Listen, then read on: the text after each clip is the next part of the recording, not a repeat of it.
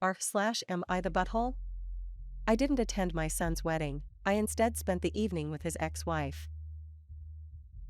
Quick backstory: after graduating high school, my son moved 3 states away for college. At 19, he married a girl he met. I tried convincing him to wait because I personally felt he was too immature.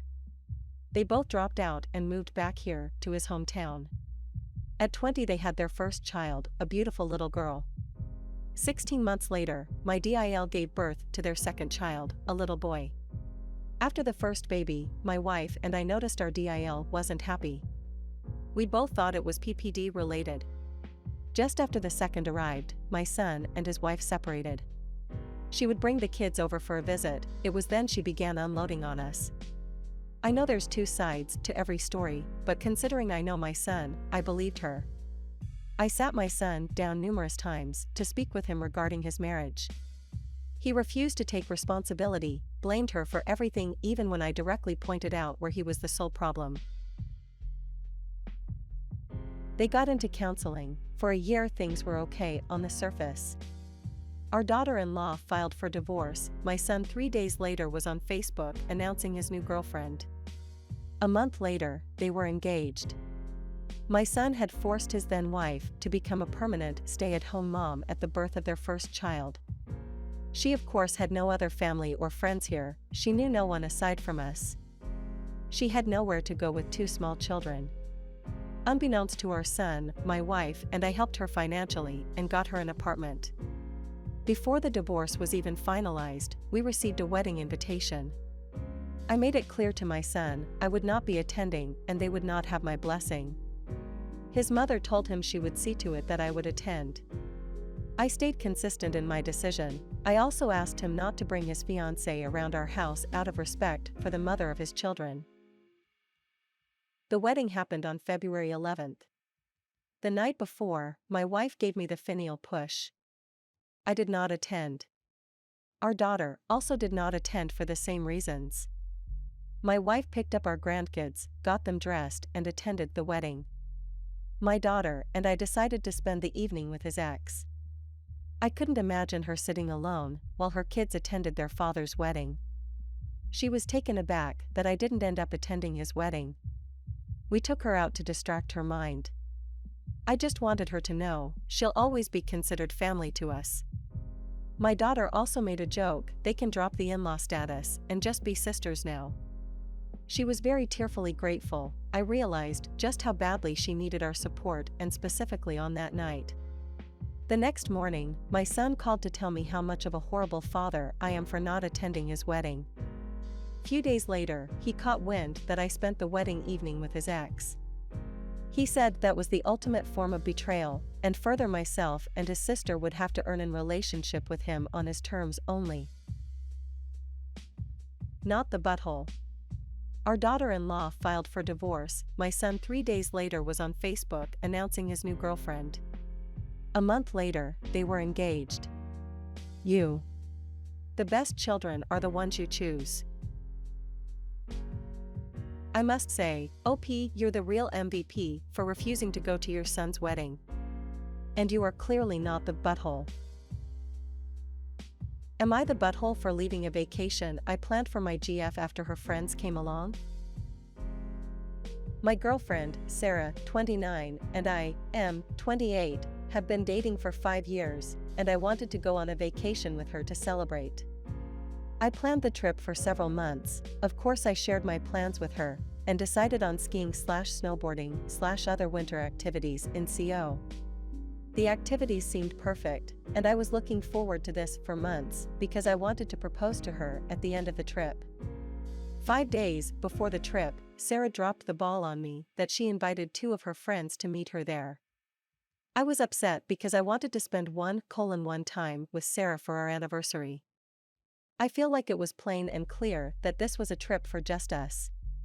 Even though I expressed my concerns, Sarah insisted that her friends already made plans to come and won't back out. I decided to accept this because there was no way for me to force her friends to not come. I wish I fought more on this. I figured we could make some changes to our plans, and I would still be able to propose to her privately.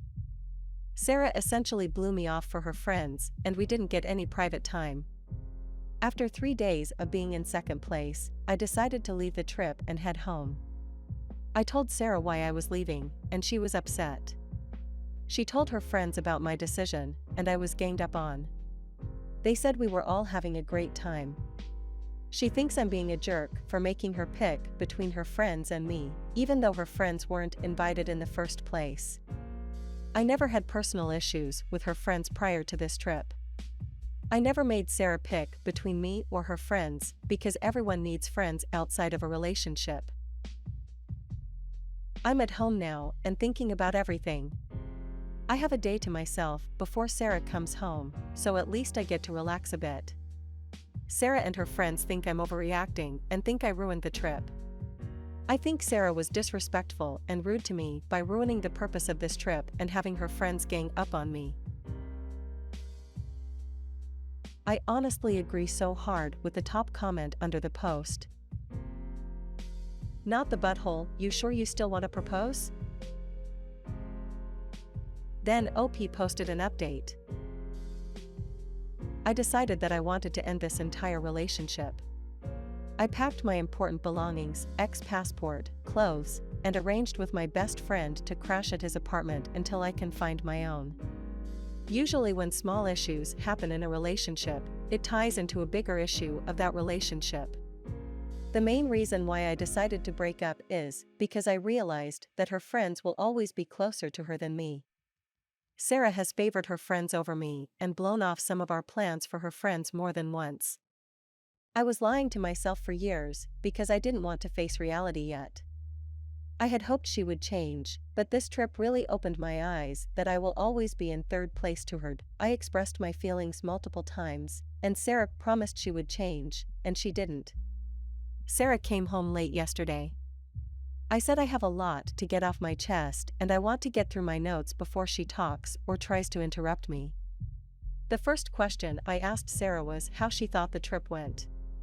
She said we all had fun and it was memorable. I shouldn't have to feel like the third wheel in my own relationship, especially on a trip that I planned. My next question was, why did you invite your friends in the first place? You knew this was an anniversary trip for US. She talked about the trip with her friends since the beginning, and they never been to CO. She thought it would be a good idea to allow them to come just so they can have fun in CO with us. I followed up with my lack of knowledge of her friends coming along until days before. It's one thing if they came and did their own activities. But it's another thing that every activity became a group activity. I signed up for a monogamous, not poly relationship. My last question was, did you know that I was going to propose to you? Sarah said she didn't know at all. The thought never occurred to Sarah that I was going to ask. She claimed that she wouldn't have invited her friends to come along if she knew, but I responded that it would ruin the surprise if I told you. Sarah begged me to stay with her and believes we can work everything out. She didn't want me to throw 5 years away after this one bad trip. I listened to her promises to change for years regarding her friends, but nothing happened. I ultimately left Sarah with this: it's clear that there isn't enough room in your heart for your BF and your friends. As much as I love Sarah, I can't stay in a relationship where I'm not respected enough. I left Sarah in the house by herself and I drove off to my friend's place. Aside from the obvious issues of her behavior, the thing that throws me for the biggest loop is that she didn't immediately follow you home. If my partner had become upset enough that they left our anniversary vacation early, I would have been one step behind them to get home and unf whatever mess had been created, even if I thought that they were being unreasonable or dramatic about the whole thing. By staying, she basically said your emotions and perspectives are not my priority and never will be in her actions. I'm sorry it came to that, but I'm glad your friend is able to help you out and you're sticking to your own guns on your decision. Hopefully she learns from it, and if not, hopefully it's a situation you only ever have to encounter once in your life. Damn OP, that update was big. I am happy you cut your losses and got out of that relationship. Am I the butthole for telling my fiancé that my friend's trauma is more important than her comfort? My best friend lost a parent a year and a half ago, which led him to a mental health crisis. Our friend group has been picking up the pieces ever since. He's doing much better now that he's in therapy, but he's definitely gone through it. What has complicated matters worse is my fiancée. It goes without saying that I love her, but she is the definition of a busybody sometimes. My best friend is a very private person. She knows something happened with him, but she doesn't know the details of what that something is. She probably never will.